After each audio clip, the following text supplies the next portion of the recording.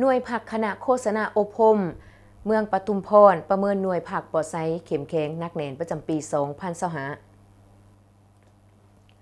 กประชุมประเมินหน่วยผักปลอดไซเข้มแข็งนักแน่นประจำปี2025ของคณะโฆษณาอบรมเมืองปทุมพรแขวงจำปาสักประจำปี2025ได้จัดขึ้นในตอนเสาร์วันที่17 พฤศจิกายน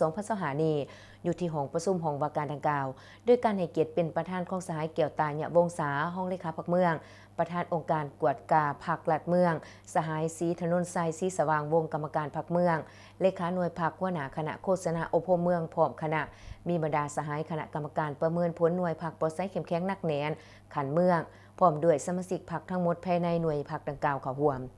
ในกองประชุมสหายนางวิไลวรรณพรมขาวต่างหนาคณะหน่วยพรรคห้องหัวหน้าคณะโฆษณาอบรมเมืองได้ผ่านบทสรุปการก่อสร้างหน่วยพรรคปลอดไซเข้มแข็งนักแน่นประจำปี2025และผ่านทิศทางแผนการปี2026ในตัวหน้าในปีผ่านมาคณะหน่วยพรรคโฆษณาอบรมเมืองได้เอาใจใส่สีน้ำผ้าสมาชิกพรรคอยู่ในความรับผิดชอบของตนเอาใจใส่ในการปฏิบัติหน้าที่เวียกงานวิชาเฉพาะในแต่ละด้านอย่างมีผลสำเร็จและมีประสิทธิภาพสูง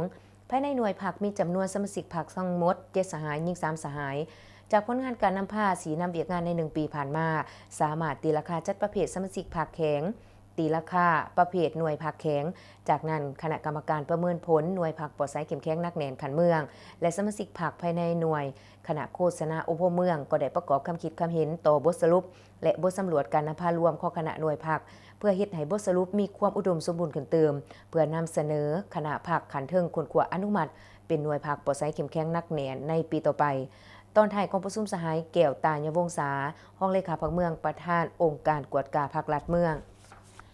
ได้มีคำเห็นโอล่มซึ่งแสดงความหยองย่อส้มเซยต่อผลงานและผลสำเร็จในการจัดตั้งปฏิบัติหน้าที่เวียกงานในระยะ1 ปีผ่านมาพร้อมนั้นได้เน้นนักให้คณะภาคต้องได้เพิ่มทวีความรับผิดชอบต่อการนำภาษีนำสมาชิกพรรคโดยการศึกษาอบรมการเมืองแนวคิดนำเอาแนวทางนโยบายของพรรคนิติกรรมต่างๆของรัฐมาเผยแพร่เสื่อมซึมให้สมาชิกพรรคเป็นปกติและต่อเนื่องยกสูงความรับผิดชอบต่อหน้าที่การเมืองเวียกงานวิชาเฉพาะให้ได้รับการมอบหมาย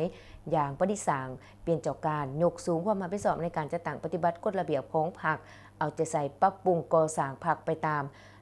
หลักการ3ทิศนำและ3ลักษณะของพรรคเพิ่มทวีความสามัคคีเป็นเอกภาพภายในหน่วยพรรค